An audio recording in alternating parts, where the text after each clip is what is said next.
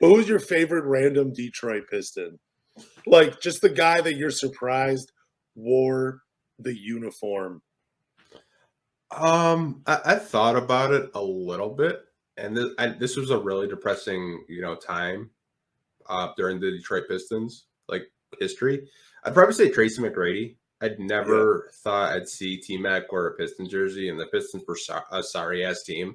If I'm being completely honest and blunt, they just weren't a good basketball team. But just being a basketball fan aside, Tracy McGrady was one of my favorite players to watch growing up as a kid. I mean, going back all the way from Toronto when he was on the Raptors with Vince Carter, and then he goes to Orlando, and he's just a bucket. Like him and Kobe were probably my two favorite players to watch growing up as a kid. Tracy McGrady was my favorite. He just had such swagger on the court. Did you have any hope that he would get healthy enough to almost reclaim his dominance in Detroit? Like, I was always hoping that the rust just came off of him and he just started playing like, I mean, not his Orlando days, but like his Houston days. I'm like, what if he just turns it around and starts dropping 25 a night again in Detroit? It just becomes this dominant force. Like, I was holding out hope every single time he took out the court that happened. Yeah, I never thought that would happen.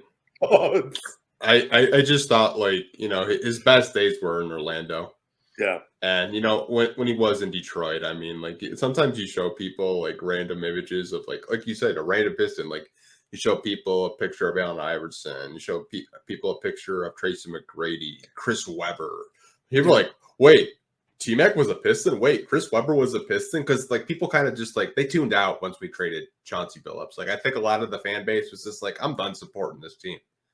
And you got a lot of random, guys that were stars that are kind of like, I don't want to say washed up, but like they weren't the same star they were when they were in their prime.